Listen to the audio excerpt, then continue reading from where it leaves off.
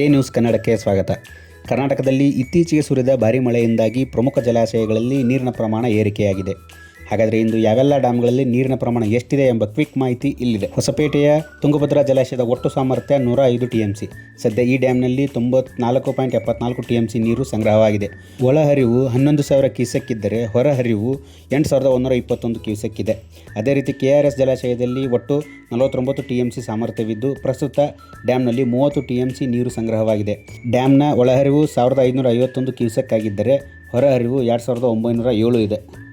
ಆಲಮಟ್ಟಿ ಡ್ಯಾಮ್ನ ಒಟ್ಟು ನೀರು ಸಂಗ್ರಹ ಸಾಮರ್ಥ್ಯ 123 TMC. ಇಂದು 121 TMC ನೀರು ಸಂಗ್ರಹವಾಗಿದೆ. ಇದರ ಒಳಹರಿವು 48,800 ಕ್ಯೂಸೆಕ್ ಆಗಿದ್ದು ಹೊರಹರಿವು ಬರೋಬ್ಬರಿ 57,825 ಕ್ಯೂಸೆಕ್ ದಾಖಲಾಗಿದೆ. ಇನ್ನು ರಾಜ್ಯದ ಅತಿದೊಡ್ಡ ಜಲಾಶಯವಾದ 151 TMC ನೀರು ಸಂಗ್ರಹ ಸಾಮರ್ಥ್ಯದ ಲಿಂಗನಮಕ್ಕಿ ಡ್ಯಾಮ್ನಲ್ಲಿ ಇಂದು 86 TMC ನೀರು ತುಂಬಿಕೊಂಡಿದೆ. ರಾಜ್ಯದ ಇತರ ಡ್ಯಾಮ್ಗಳ ವಿವರ ನೋಡುವುದಾದರೆ ಬೆಳಗಾವಿಯ ಘಟಪ್ರಭಾ ಜಲಾಶಯದಲ್ಲಿ ಇಂದು 50 TMC ನೀರಿದೆ. ವಿಶೇಷವೆಂದರೆ ಇಲ್ಲಿ ಒಳ ಮತ್ತು ಹೊರಹರಿವು ಎರಡೂ ತಲಾ 5,545 ಕ್ಯೂಸೆಕ್ ದಾಖಲಾಗಿದೆ. ಇನ್ನು ಕೊಡಗಿನ ಹಾರಂಗಿ ಜಲಾಶಯ ಕೂಡ ಭರ್ತಿ ಹಂತದಲ್ಲಿದೆ. ಇದರ ಗರಿಷ್ಠ ಸಾಮರ್ಥ್ಯ 8.50 TMC ಆಗಿದ್ದು ಸದ್ಯ 8.41 TMC ನೀರು ಸಂಗ್ರಹವಾಗಿದೆ.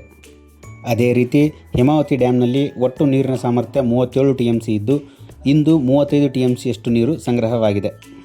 ಕರಾವಳಿ, ಮಲೆನಾಡು, ಪಶ್ಚಿಮ ಘಟ್ಟಗಳಲ್ಲಿ ಮಳೆ ಮುಂದುವರಿದ ಪರಿಣಾಮ ಜಲಾಶಯಗಳಲ್ಲಿ ಹರಿದು ಬರುವ ನೀರಿನ ಪ್ರಮಾಣ ಇನ್ನಷ್ಟು ಹೆಚ್ಚಾಗುವ ಸಾಧ್ಯತೆ ಇದೆ. ಈ ವಿಡಿಯೋ ನಿಮಗೆ ಇಷ್ಟವಾದರೆ ಲೈಕ್ ಮಾಡಿ, ನಿಮ್ಮ ಭಾಗದ ಮಳೆ ಮತ್ತು ನೀರಿನ ಸ್ಥಿತಿಗತಿಗಳ ಬಗ್ಗೆ ಕಮೆಂಟ್ ಮಾಡಿ ತಿಳಿಸಿ. ಪ್ರಮುಖ ಸುದ್ದಿಗಳಿಗಾಗಿ ಎ ನ್ಯೂಸ್ ಕನ್ನಡ ಚಾನೆಲ್ನ ಸಬ್ಸ್ಕ್ರೈಬ್ ಮಾಡುವ ಮೂಲಕ ನಮಗೆ ಸಪೋರ್ಟ್ ಮಾಡಿ. Thank you.